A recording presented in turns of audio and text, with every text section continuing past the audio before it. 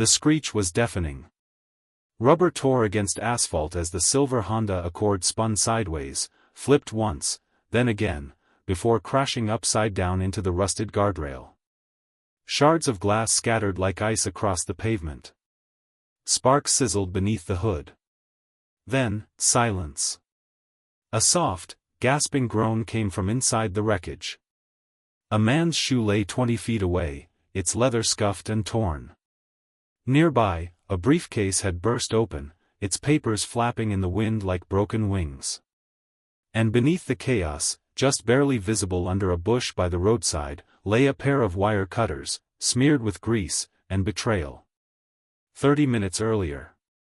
Helen Masters stirred the creamed spinach slowly, absent-mindedly, as Douglas walked into the dining room, prompt as ever, down to the minute. "Smells like heaven," he said, leaning over to kiss her cheek. "You even made the whiskey glaze." She murmured. Her voice sounded far away, even to her own ears. Dinner was exactly how Douglas liked it. Roast chicken, soft potatoes, his glass of Glenfiddich waiting by the plate. And as always, he folded his napkin into a neat triangle before eating. But tonight, Helen didn't touch her food. She just watched him. Every chew. Every swallow. Every blink. "You all right?" he asked finally. "You're pale." "I'm fine," she lied. "Just a little headache." He gave her a long look, then nodded and took another bite. She gripped the edge of her chair. Because the car keys were in his jacket pocket. And she knew, what would happen when he got behind the wheel tonight. Douglas left at 8 o'clock sharp for his weekly poker game. Same friends. Same route. Same car. Helen stood by the window and watched the taillights fade down the driveway. Her palms were clammy. Her throat dry. Her legs shaking beneath her nightgown. But it had to be done. She had debts piled higher than his garage shelves. For rejected loan applications. And that heartless notice from the mortgage company just 2 weeks ago. Douglas had refused to help. "Your mess, your fix," he'd said coldly. "I won't throw good money after bad, Helen."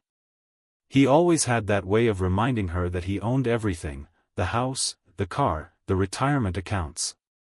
She had married into his life, but never in it. Not really. She was the younger wife with a shadowed past. He'd never let her forget it. Now, she would finally be free. At 8:34 p.m., Helen's phone buzzed. Unknown caller. She stared at it, her heart hammering. She didn't answer. At 8:36 p.m., it rang again. Still unknown. This time, she picked up. "Helen Masters," said a gruff voice. "This is Officer Lyle Green. I'm calling about your husband, Douglas." Her hand gripped the countertop. "What happened?" "He's been in an accident. He's alive, but in critical condition. EMS is transporting him to St. Luke's." "Oh my God," she whispered. "What? How?" "We believe the brake line failed. We're investigating." "I'm coming," she said automatically, already reaching for her coat. The hospital smelled like bleach and dread. Helen sat in the waiting room, alone, staring blankly at the vending machine. Her coat was damp from the rain. Her mascara had smudged beneath her eyes. She looked like any other panicked wife. No one would know that her hands had held the wire cutters that afternoon. That she'd worn gloves. That she'd waited until he was napping to sneak into the garage. That she'd cut the brake line with trembling fingers, then wiped everything clean with bleach-soaked cloths. She'd even practiced her tears in the mirror. Now, they were real. Because she hadn't planned on feeling anything. Not this nausea. Not this dread. Not this regret. No. No turning back. Detective Clara Ruiz showed up at midnight. Tall. Late 40s. Lips pressed into a flat, unreadable line. She wore a navy suit and sensible shoes, and she looked like she hadn't smiled in a decade. She asked for Helen. "I just need a few questions," she said softly. Standard procedure. Helen followed her into a quiet hallway. "Was Douglas having car trouble lately?" Ruiz asked. "No," Helen said quickly. "Not that I knew of." Grinding sounds? Strange smells? Warning lights? No. Nothing. Ruiz made a note. "We'll have the vehicle inspected." Off the record, someone cut the brake line. Helen's blood went cold. Cut? Clean cut. With wire snips. Not wear and tear. Helen blinked rapidly. "You're saying someone tried to kill him?" Ruiz's eyes narrowed. "I'm saying it doesn't look like an accident." At 2:12 a.m., Helen returned home. She poured a double scotch with shaking hands and sat in the silence of the living room. It was done. But it wasn't over. Because someone else had noticed. The police were sniffing around. Worse, she felt like someone was watching her. Had seen her. She stood and checked all the windows. Then locked the doors again. By Sunday morning, a new storm rolled in. While clearing space in the basement for visiting family, a lie she'd told the nurse, she stumbled on a warped wooden plank in the floor. When she lifted it, she found a thin leather folder, sealed with 2 cracked straps. It was dusty, marked in red ink. "Do not open, private." Curiosity cracked her open. Inside were old letters. Newspaper clippings. And photos, dozens of them, of Douglas. Younger. Happier. With a woman she didn't recognize. Angela Marlowe. Photo after photo, Douglas with his arm around her. Holding a baby. At the beach. A birthday party. A hospital room. A Christmas tree with 1997 written in glitter on the star. Helen stared at one photo in particular. Douglas cradling a newborn. The back of the photo had a date. March 1996. 6 years before Helen had met him. Her heart thudded. Who was Angela? Who was the child? And why had Douglas never told her? That night, Helen didn't sleep. She couldn't. The guilt was heavy. But heavier than guilt was confusion. Rage. Betrayal. He lied. He made her feel like the liar. Like the broken one. Like the mistake he put up with. But he had secrets buried in the walls. Monday morning, her phone rang again. Private number. She let it go to voicemail. A minute later, a text came through. "He lied to you too. I'm ready to talk, but not on the phone. Come alone. Tomorrow. 7 p.m., behind the old theater on 9th. Helen stared at the screen. A second message followed. "If you don't show up, the truth dies with me." She didn't breathe for 5 full seconds. This wasn't paranoia. Someone else knew something. Someone else was involved. Could it be Angela? No, if Angela was alive, why now? Could it be the child in the photo? Someone grown up now. Or worse. Could it be someone Douglas had crossed, someone who had already planned to kill him? Was she being framed? That evening, Detective Ruiz returned. This time, more serious. "We ran fingerprints on the wire cutters we recovered near the crash site," she said. Helen's stomach dropped. Ruiz tilted her head. There were 2 full sets of prints. Helen forced a smile. Did they match anyone? One set matches Douglas. The other is still being processed. Helen kept her face still. Strange thing, though, Ruiz continued. We also found a GPS tracker under Douglas's rear bumper. Been there at least a month. Someone was watching his every move. Helen blinked. Do you think he knew? Ruiz nodded. I think he was being followed. And he knew something was coming. Helen swallowed. Are you saying, this wasn't random? I'm saying, Ruiz said, your husband had a target on his back. And you might not be the only one who wanted him dead. Helen returned to the basement that night. She stared at the photos again. Douglas, smiling. Holding a baby. Kissing Angela on the forehead. She picked up one of the yellowed letters. It was from Angela. Doug, I'm scared. You said they'd stop following us. That the debt was erased. But someone came by again. Said there's a price on your head. I don't care about the money. I just want you safe. For me. For the baby. Helen's head swirled. Debts? A bounty? Someone following him even back then? None of this made sense. And now she had tampered with the car of a man who might have already had enemies, deadly ones. At 6:55 p.m. on Tuesday, she parked behind the old theater on 9th. The alley was dark. Empty. Silent. At 7:03, footsteps echoed on the concrete. A figure emerged from the shadows. Hooded. Cautious. Helen stood tall. Who are you? The figure stopped 5 feet away. Then pulled back the hood. A woman. Mid-20s. Fierce eyes. Nervous hands. She held up a photograph. It was the same photo Helen had found. Douglas holding a newborn. I'm his daughter, she said. Helen's heart dropped.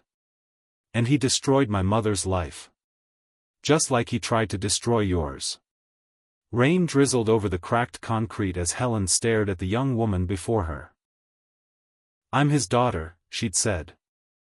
And he destroyed my mother's life. Just like he tried to destroy yours. The girl stepped closer. Her face came into focus beneath the hood, sharp cheekbones, almond eyes, dark hair plastered to her forehead. Helen's throat tightened. What's your name? Riley, the girl said quietly. Riley Marlowe. Helen blinked. Marlowe. Angela's last name. My mother, Riley said. The one Douglas left to die. They sat on a bench behind the theater, water soaking into the sleeves of their coats, neither caring. Helen looked at her. This wasn't some con artist. Riley's hands were shaking. Her voice kept cracking. She was either telling the truth, or dangerously good at faking it. Helen took a breath. Start from the beginning. Riley exhaled, the weight of years behind her eyes. My mom met him when she was 19. She worked part-time at a bookstore. He was charming, older, rich, promised her everything. He said he was getting divorced, that she just had to wait. Helen swallowed. He never divorced his wife. Instead, he moved us to a small house outside of town. Gave us cash. A burner phone. Told us not to ask questions. Helen could feel her stomach start to twist. He said it was temporary. That we were safer that way. My mom believed him. And then? Riley's voice dropped. Then she got sick. Real sick. I was 10. We didn't have insurance. We didn't have real ID.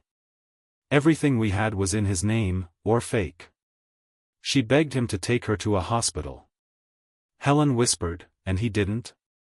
Riley shook her head. He disappeared. Said it was too dangerous. That if we went to a hospital, people would find us. Bad people. She died on the couch. In pain. Alone. Helen couldn't breathe. Her fingers had gone numb. And you? she asked. I lived with a neighbor for a few weeks. Then bounced through shelters, then foster care. I kept the photo. The letters. Everything she left behind. Riley reached into her pocket and pulled out a worn envelope. She told me to find him one day. To ask him why he abandoned her. Why he let her die. Helen stared at the water dripping from the edges of Riley's hoodie. You didn't go to the police?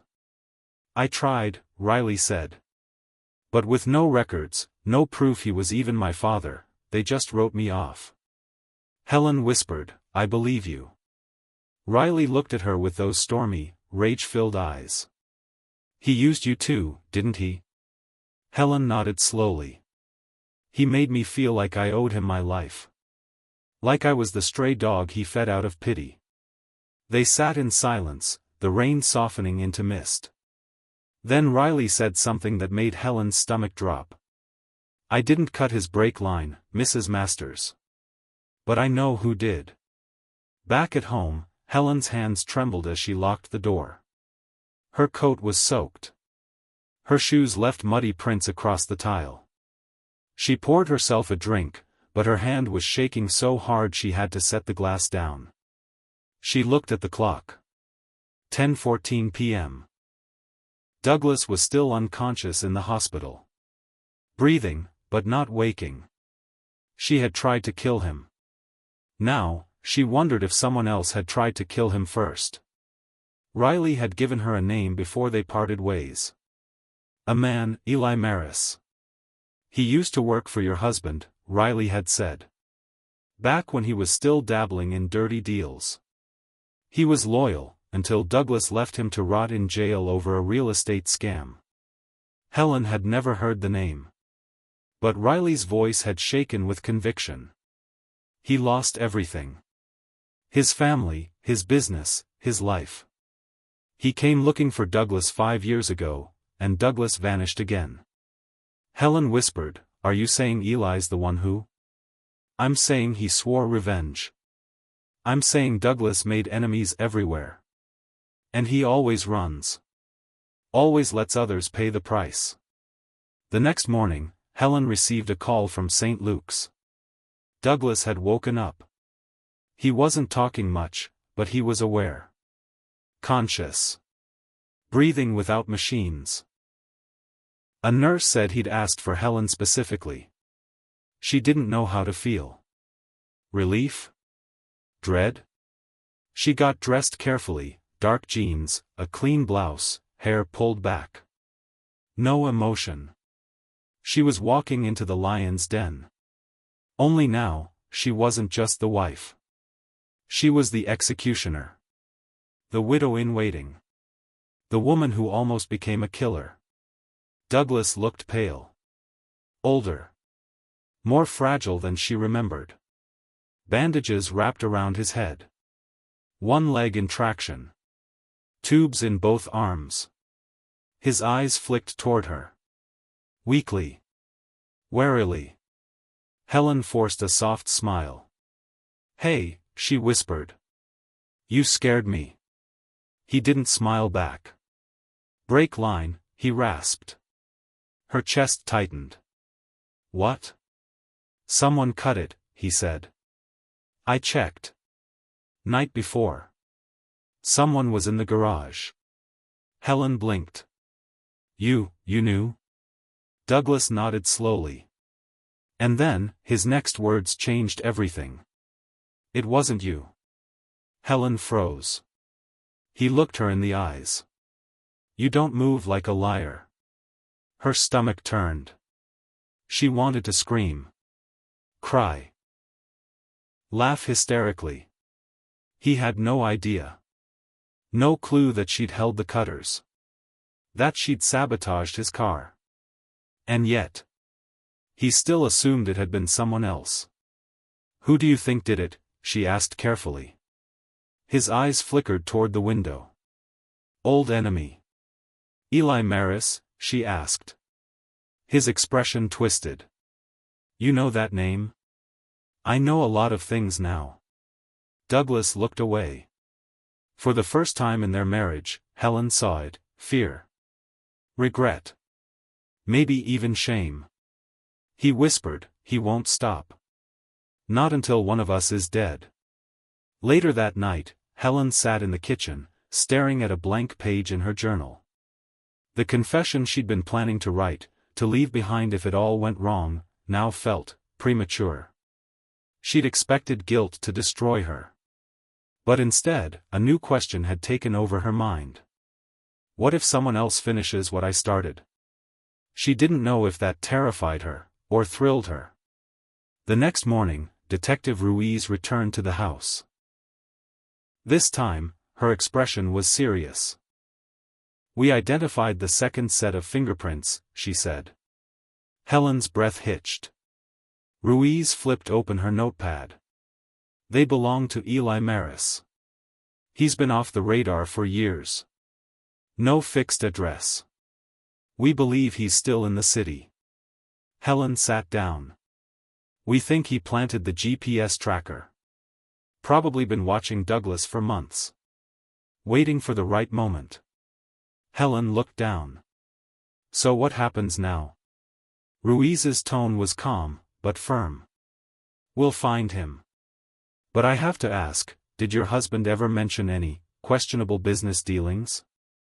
Helen hesitated. "Not directly. But I found some old documents. A woman named Angela Marlowe. And a daughter." Ruiz's eyebrows rose. "He never mentioned them," Helen said quietly. "But I think he lied to all of us." That night, Helen returned to the basement. She opened every drawer, every cabinet, every box. Inside one old cigar tin, hidden under expired tax forms, she found something strange: an unmarked USB drive. She plugged it into her laptop, heart pounding. Dozens of files. Scans. Signed contracts. Invoices. Payoffs. One document labeled, "Settlement, Maris." Another, "Life Insurance, Revised Beneficiary, March 2023. Helen opened it. Scrolled. Her name wasn't on it anymore. The new beneficiary? Riley Marlowe. She gasped. Then she heard it. A creak. From upstairs. She paused. Stood. Another sound. A slow, dragging footstep. She moved toward the stairs, holding her breath. "Hello?" she called out. No answer. She reached the top of the stairs, heart racing. The front door was open. Rain was blowing in. And on the floor was a single photo of Angela, burned around the edges, with one word written in red ink: murderer. Helen stared at the photo on the floor. Angela Marlowe, young, smiling, her eyes forever captured in a moment of trust, of hope. But the corners of the photo were scorched, and across Angela's face was a single word, written in bold, jagged red: murderer. The wind howled through the open front door, and Helen's skin prickled. She stepped forward slowly, picked up the photo with trembling hands, then turned back toward the hallway.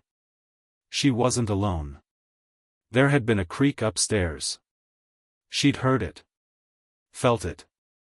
She grabbed the nearest object she could find, a brass candle holder, and crept up the stairs, barefoot, barely breathing. Each step groaned beneath her weight. The hallway stretched before her, lit only by moonlight spilling in through the curtain cracks.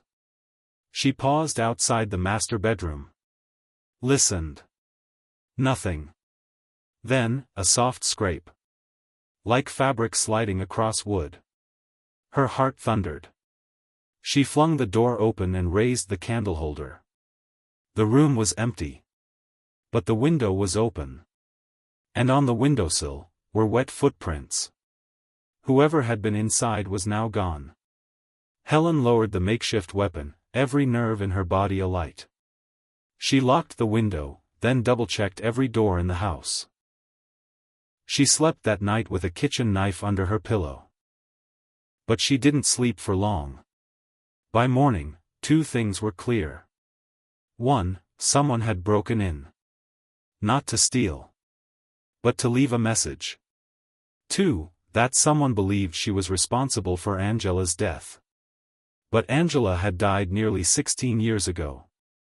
Long before Helen had even met Douglas. So why now? Why involve her? And who would go to such lengths to terrify her? At the hospital, Douglas was more alert. He blinked up at her with bloodshot eyes and whispered, "You saw it, didn't you?" Helen hesitated. Saw what? The folder. The letters. Angela. The girl. Helen didn't respond. "I knew it would surface," Douglas muttered. "Knew someone would find it eventually." "She was dying," Helen said coldly. "And you disappeared." Douglas's jaw tightened. "She wasn't supposed to get sick. It was all temporary. I was protecting her." Helen's voice rose. "Protecting her? From what, Douglas? From the truth? From a hospital bed?" "She knew the risks," he snapped. "I was being followed back then. People were watching me." "What kind of people?" He hesitated. "Then, the kind you don't cross twice." That afternoon, Helen drove to a remote cafe Riley had suggested, far from town, tucked near a nature reserve. It was quiet. Hidden. Riley was already there, sipping coffee, hood still up. "I got your message," Helen said, sliding into the booth. Riley slid a small USB drive across the table. "You need to see what's on this." Helen plugged it into her laptop. Dozens of audio files. Labeled with dates. Locations. "Where did you get these?" Riley's eyes burned. Douglas recorded every deal he ever made. Phone calls. Meetings. Payoffs. It's all there. "And there's one conversation I want you to hear." She clicked on a file marked, March 12, DLI threat. Douglas's voice filled the speakers. "You want to come after me, Eli? Do it. But don't touch the girl. She doesn't know anything." Another voice, deeper, angrier. "You owe me 25 years of my life, Douglas. Your little fairy tale ends when I say so." Silence. Then Douglas again. "You do this, we both go down. Eli. That's the plan." The recording ended. Helen looked up, stunned. Riley spoke softly. "Eli blamed him for going to prison. My mom took the fall for part of that scam, too, forged documents. Douglas let them both rot. Why didn't you go public?" "I needed more proof. Anne. I wasn't sure anyone would believe me. Until now." Helen whispered, "He changed his life insurance beneficiary. I saw the document. You're listed now." Riley nodded. "I didn't ask for that. I only found out because a lawyer contacted me a month ago." Douglas was trying to clear his conscience. Or control the narrative. "Why didn't you tell me?" "Because I didn't trust you. Until I found out you tried to kill him too." Helen stiffened. Riley gave a bitter smile. "Relax. I'm not judging you." Helen whispered, "You knew? Your fingerprints weren't on the cutters. But the bleach you used left trace residue. That's why the police haven't arrested anyone yet. It's messy. You made it messy." Helen stared down at her coffee, guilt clawing at her stomach. "Then who left the photo?" she asked. "Who came into my house?" Riley looked out the window. "I think Eli knows about me. And I think he wants us both to burn." That night, Helen returned home and found another envelope taped to her door. Inside, a single typed message. "You're next." Just like Angela. She didn't call the police. She didn't call Riley. She drove straight to Ruiz. Detective Clara Ruiz sat stone-faced as Helen laid everything out. The USB. The letters. The messages. The threats. She didn't flinch. Ruiz finally spoke. "Why now, Mrs. Masters? You've known about some of this for days." Helen's voice was steady. "Because I didn't trust anyone. But now someone's threatening my life." Ruiz looked at the photo. The note. Then leaned forward. "I believe you. But if you want protection, you have to help me bring this down." "Bring what down?" "This wasn't just a love triangle, Mrs. Masters. This is fraud, conspiracy, and attempted murder. There are still pieces missing. But this," she tapped the USB, "might be enough to get a warrant." Helen looked down at her hands. "Do you think Eli tried to kill Douglas?" Ruiz nodded. "Maybe. But I don't think he acted alone." Helen looked up. "What do you mean?" Ruiz leaned back, eyes narrowed. "I think someone else helped him. Someone with access to Douglas's records. Someone close." Helen's heart skipped. "Who?" "We're looking into Riley Marlowe." That night, Helen confronted Riley. In the same cafe. Same booth. This time, she didn't sit. "They think you were involved," Helen said. Riley blinked. "What?" "Ruiz. The police. They think you worked with Eli. That you helped plan the crash." Riley stood up. "That's insane." "Is it? You think I tried to kill my own father? He abandoned you. Let your mother die. And now you're the beneficiary of $1 million insurance policy." Riley's voice cracked. "You think this was about money? I don't know anymore." Riley looked like she might cry. But then her expression changed, not hurt. Just tired. "I didn't plan the crash," she said. "But if Eli finishes what you started, I won't cry at the funeral." She turned and walked out, coat billowing behind her. Helen stood there, heart in her throat. The next day, Detective Ruiz called. "We've lost track of Eli Maris," she said. "Disappeared off the grid again." Helen's blood went cold. "And Douglas?" "Still recovering. But if someone tries again, it won't be an accident." There was a pause. Then Ruiz said something that chilled Helen to her core. "You should consider protective custody." Helen didn't sleep that night. She sat in the living room, alone, surrounded by evidence, lies, and ghosts. She had tried to kill her husband. Failed. Now someone else might finish the job. But she wasn't the same woman she had been 2 weeks ago. She wasn't a coward anymore. She stood up, found her coat, and walked back to the garage. She opened the toolbox. The cutters were gone. In their place, was a note. Handwritten. "You started it. Now you'll watch it end." The note in the toolbox felt heavier than the cutters that had once been there. "You started it. Now you'll watch it end." Helen sat in the garage, numb, rereading the message over and over. Someone knew everything, the break line, the lie, the intent, and they were playing a long, dark game. She didn't cry. She didn't panic. She planned. Helen hadn't always been a killer in waiting. Once, she'd been naive, even soft.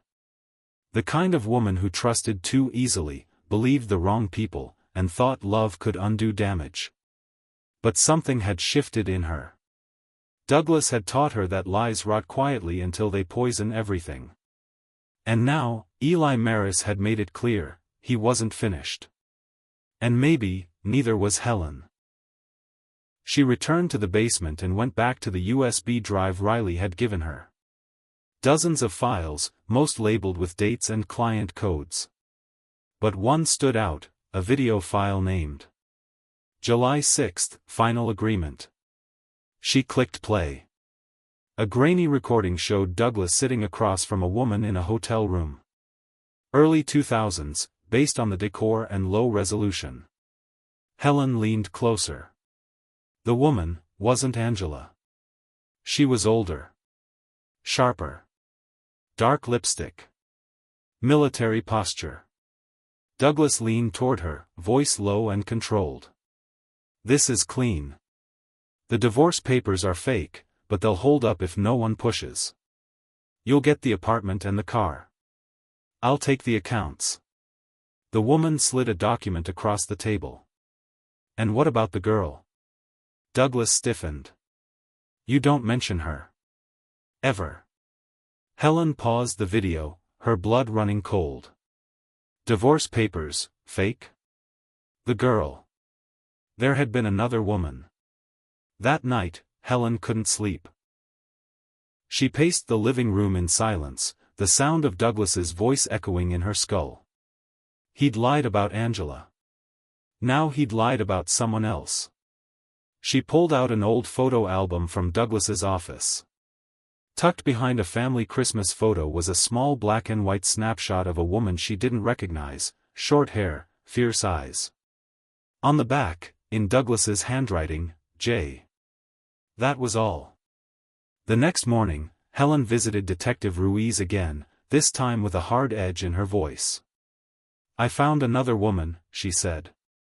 "Douglas was married before me. And not just Angela." Ruiz raised an eyebrow. "You're sure?" He called her Jay in a video. The divorce papers were fake.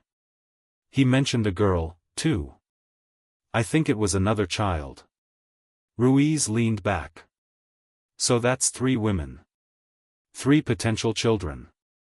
Or more," Helen said. "How many lives did he wreck before I even knew his name?" Ruiz sighed. "I can look into it. But if Douglas forged divorce papers, we're dealing with big legal trouble. Could be why Eli's so hellbent on revenge." Helen nodded. "And if this woman is alive, she might know something. Something Eli doesn't want getting out." 2 days later, Ruiz called with a name. Jillian Carr, age 62. Lived in Arizona. Former flight attendant. No official marriage to Douglas, but shared address history for 3 years in the early 90s. Ruiz had also found something else. A birth certificate. Child, Marley Carr. Father, unlisted. But the dates lined up too perfectly. Douglas had been living with Jillian from 1991 to 1994. Helen sat in stunned silence. "He had a daughter," she whispered. "Before Angela. Before Riley." Ruiz's voice was cautious. "Jillian moved around a lot. Changed numbers. There's no criminal record, but something made her vanish." Helen made a decision. "I want to meet her." Jillian Carr lived in a sun-faded bungalow in Tempe, Arizona. Desert wind tossed dead leaves against the porch as Helen walked up to the door, heart hammering. She knocked once. Then twice.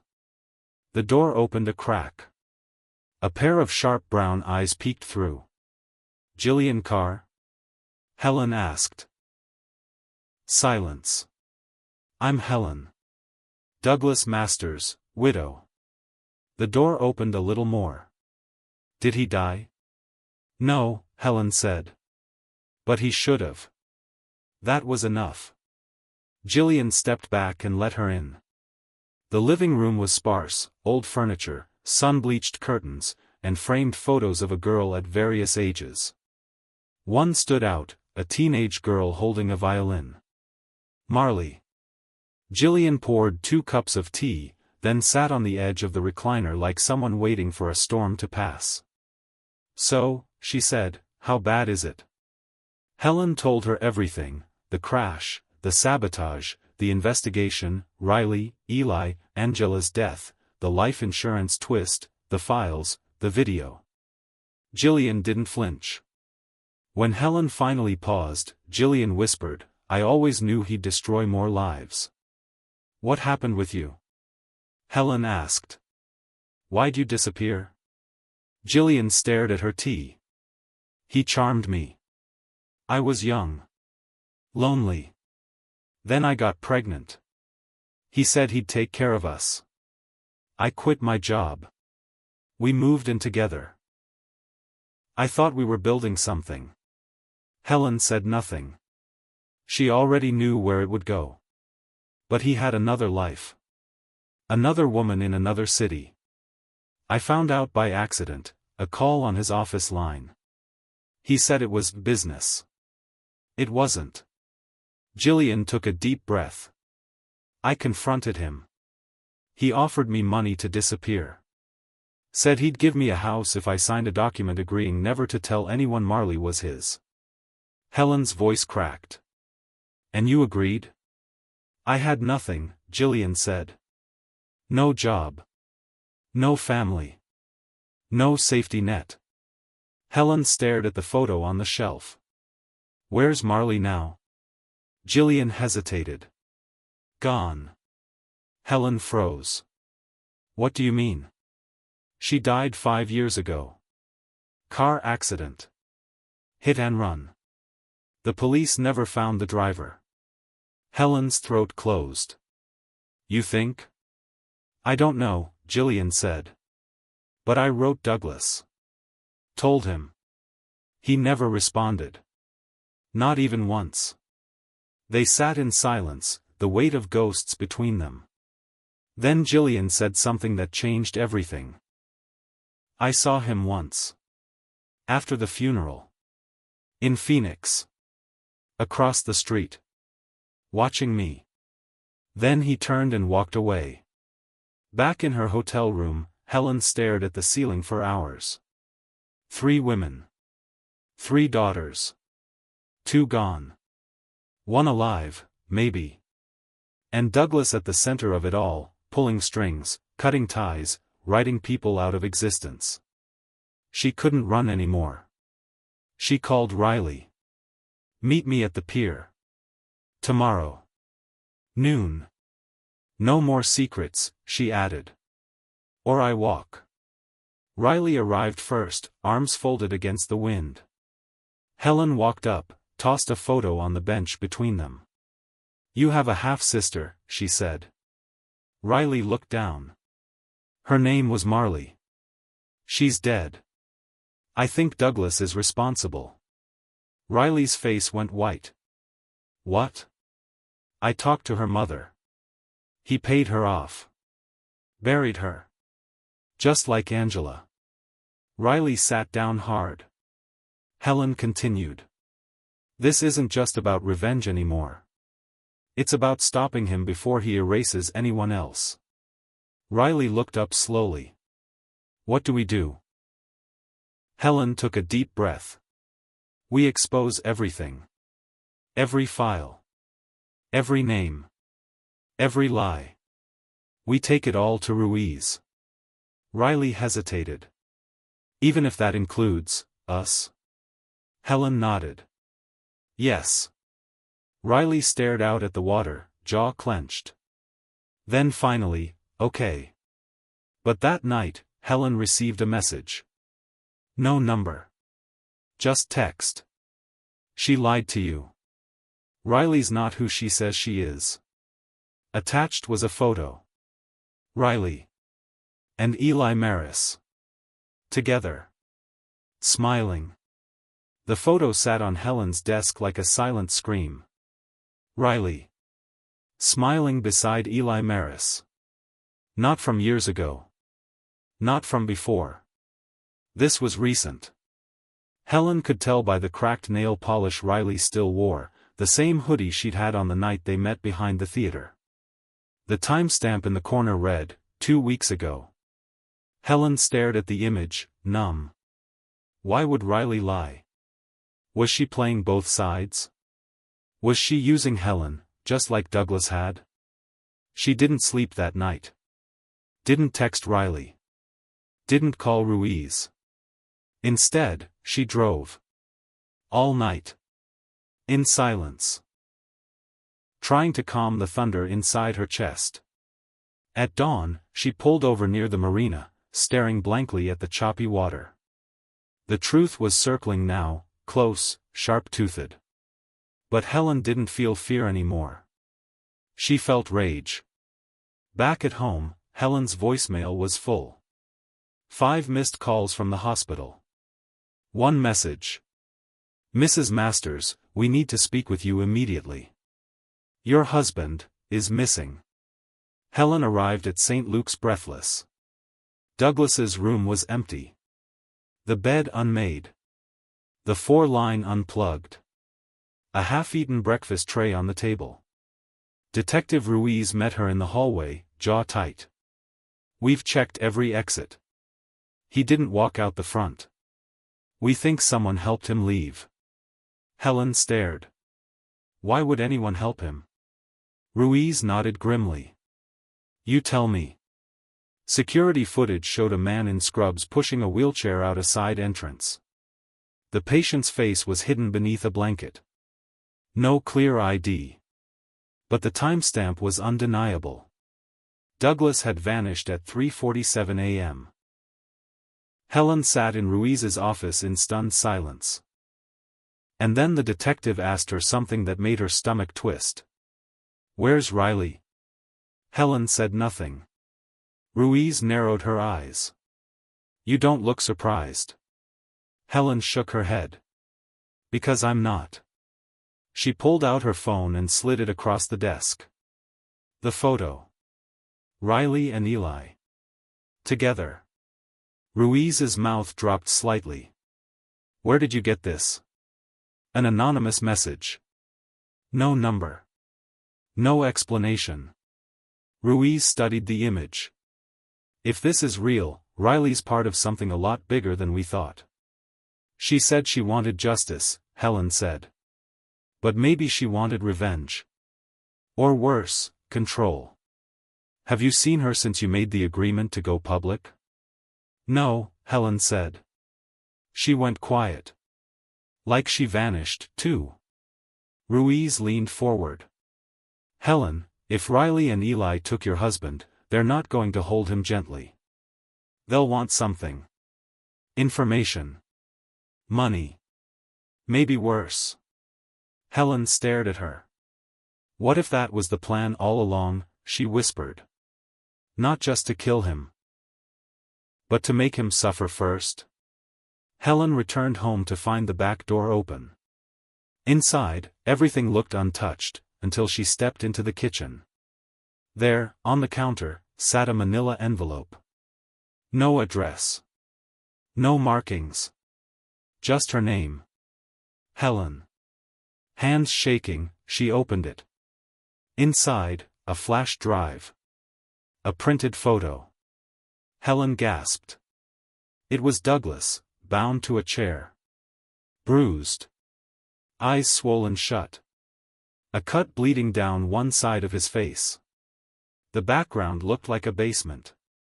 Dim light. Concrete walls.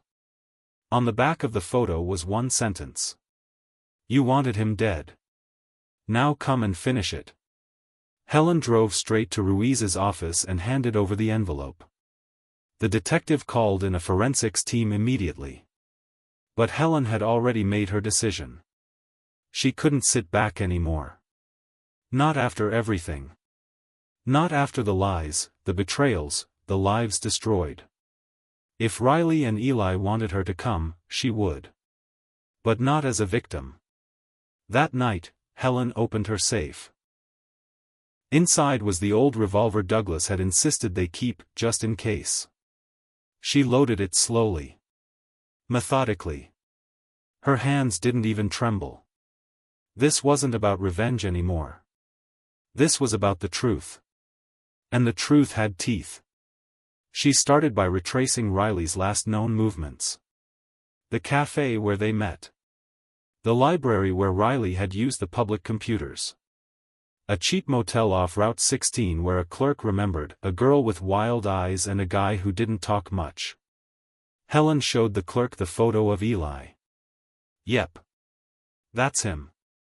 Checked out yesterday. Did they say where they were going?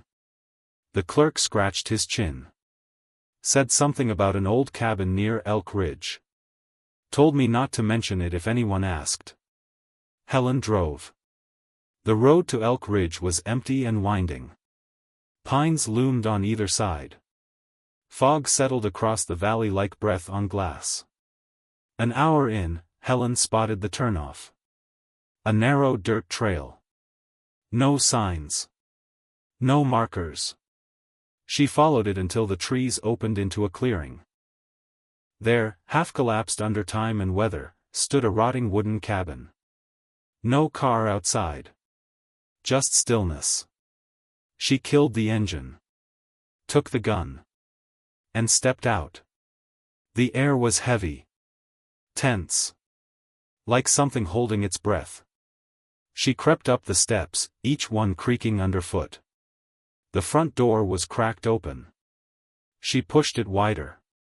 Inside, shadows danced across the walls. The smell of mildew and something metallic filled the air.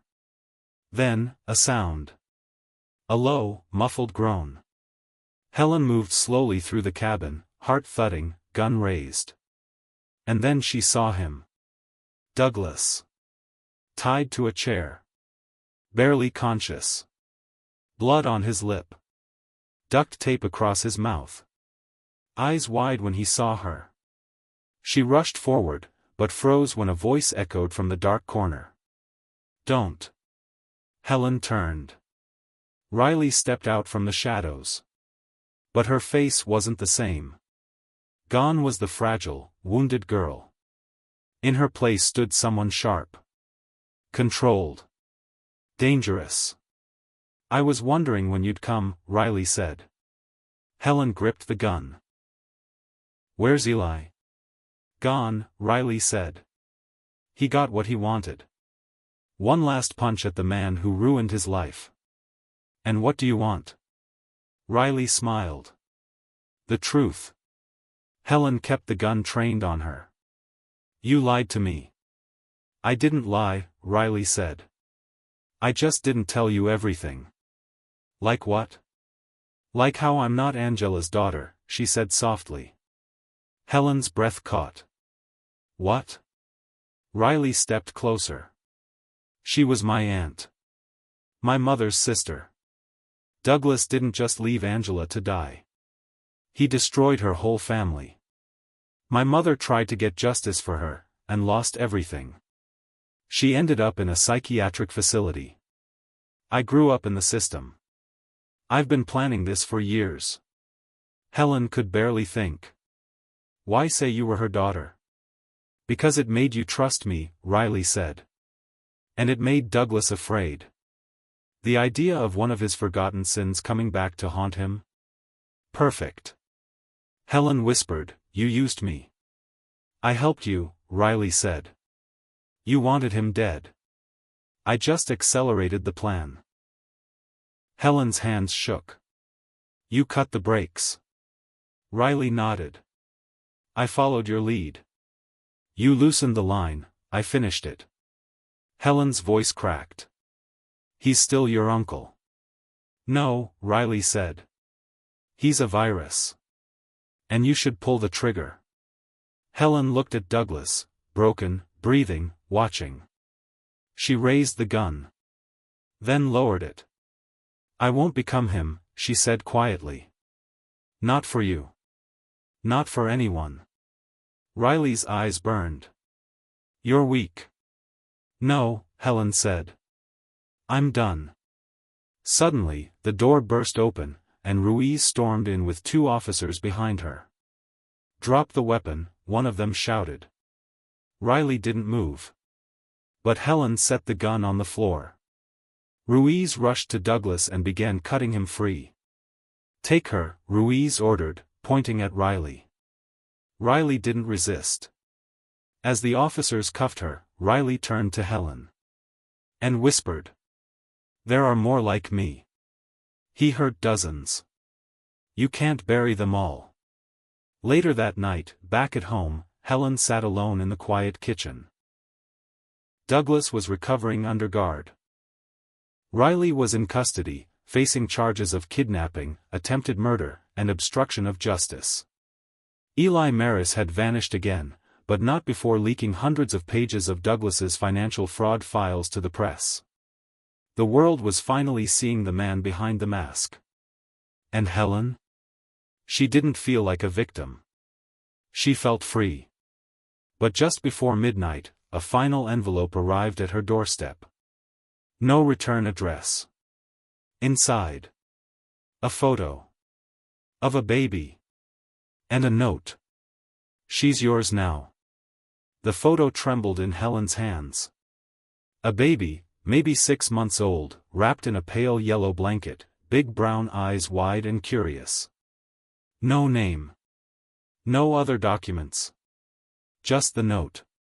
"She's yours now." Helen read it over and over, her heart racing. Was it a threat? A warning? A cruel joke? Or something else entirely? She called Ruiz. 30 minutes later, the detective arrived with a social services officer and a fingerprint scanner. The baby girl was sleeping peacefully in a carrier someone had left on Helen's doorstep, bundled up like a parcel from the past. Ruiz stood over the carrier, frowning. "There's no ID, no prints in the system, and no surveillance footage on your street. Whoever did this knew exactly what they were doing." Helen whispered, "What if she's Douglas's?" Ruiz glanced at her. "At his age?" Helen sighed. "He lied about everything else. Why not this too?" The officer took the baby for a short DNA swab. It would take a few days for results. In the meantime, Helen agreed to temporary guardianship. As Ruiz left, she said gently, "You don't have to take this on." Helen looked at the baby. "I already have." Douglas, now back in a guarded hospital suite, remained mostly silent. When Helen walked in the next day, she didn't bring the baby. Not yet. He looked up from his bed, bruised, eyes sunken, defeated. "I thought you'd be the one to pull the trigger," he rasped. Helen sat across from him. "I was close." He let out a small, bitter laugh. "So what stopped you?" "A photo," she said. "Of a child.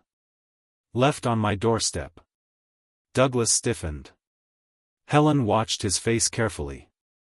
"She's yours, isn't she?" No denial. No outrage. Just a long, heavy silence. Then, "Yes." Helen's throat tightened. "With who?" Douglas stared out the window. "She was an intern," he said flatly. "Young. Desperate. She found out who I was after the fact. Said she'd keep the baby if I sent support. I wired money and told her to disappear." Helen felt sick. "You abandoned another woman. Another child. She didn't want me involved." Helen slammed the table. "Because you made her scared. Just like Jillian. Like Angela. Like Riley's mother. You built your life by crushing every woman who trusted you." Douglas turned his head toward her, and for the first time, his voice shook. "I tried to keep everything separate. That was my mistake." Helen laughed bitterly. "That was your mistake?" He said nothing. She pulled out her phone and showed him the photo of the baby. "She looks like you," Helen said. "And she's not going to grow up thinking men like you are normal." Douglas didn't blink. "What are you going to do with her?" "I'm going to raise her. I'm going to give her a name, a future, and a life that doesn't start with betrayal." He didn't respond. Helen leaned in. "And then I'm going to make sure the whole world sees what you are." Over the next week, everything unraveled publicly. The files Eli leaked to the press exploded across the internet, tax fraud, forged identities, hidden offshore accounts, forged marriages, fake business entities, a paper trail 20 years deep. Helen added her own files to the chaos: the video of Douglas's secret negotiation with Gillian, the conversations with Riley, and the confessions he gave from his hospital bed. By the time the DA's office issued charges, Douglas had no more room to maneuver. He was indicted on 11 federal crimes, including conspiracy to commit financial fraud, insurance manipulation, obstruction of justice, forgery, criminal endangerment. And though Riley was also under arrest, her role was being re-evaluated in light of the truth about her background, not Angela's daughter, but her niece, orphaned by Douglas's schemes. Ruiz told Helen, "There's a good chance she'll get a plea deal." She helped bring everything down in the end. Helen named the baby Hope. Not because she believed everything would be easy, but because that name was the only thing Douglas never gave anyone he touched. Hope had no connection to his fortune. Helen made sure of that. She officially severed all legal ties to Douglas: divorce, estate, name. Everything. The court granted her full guardianship, and within 6 months, Helen Masters became Helen Carr, reclaiming a name that Douglas had buried in lies. The day of Douglas's sentencing was broadcast live. Helen didn't attend. She stayed home, rocking Hope to sleep, while the world watched the man once admired in boardrooms and charity galas get handed 35 years in federal prison. He didn't fight it. Didn't even look surprised. It was almost as if he wanted it. A week later, Helen received a package from a correctional facility. Inside was a letter. "Helen. There's no excuse for the man I became. But there's a reason. I never knew how to love. I used people like mirrors to make me feel real. You were the first person who saw through it. And you still stayed. I don't expect forgiveness. I don't want it. But I do hope you raise her better than I raised myself. Name her anything but mine. Douglas." Helen burned the letter in the fireplace. Then held Hope close and whispered, "You'll never know that man. Only the truth. Eli Maris was never caught. There were whispers of sightings in Uruguay, Costa Rica. He'd likely used Douglas's money trail to vanish. But Helen didn't care. The real threat was gone. The cycle was broken. And the baby sleeping in her arms didn't need revenge. She just needed love. As for Riley, she pled guilty to lesser charges and was sentenced to 6 years. With time off for cooperation and psychological review, she'd be out in less than 4. Helen visited her once. They sat across from each other in a cold, quiet room. "I named her Hope," Helen said. Riley blinked, her jaw tight. "Fitting. I wanted you to know," Helen added. "You helped save her." Riley stared at the table. Then finally whispered, "He deserved worse." Helen didn't argue. But before she left, she said, "You don't have to carry his shadow forever." Riley didn't reply. But for the first time, she didn't look like a girl full of fire. She looked tired. And maybe, just maybe, healing. A year later, Helen sat on a park bench, watching Hope take her first steps on the grass. She looked up at the sky, a soft golden blue. The storm was over. The lies, the manipulation, the betrayal, all buried. But not forgotten. Because from now on, Helen's life wouldn't be built on forgetting. It would be built on knowing. On truth. On the hard, painful kind of healing that takes everything from you before giving anything back. Hope tumbled forward, then looked back and laughed. Helen smiled. And whispered. Sometimes, losing everything is the only way to find who you really are.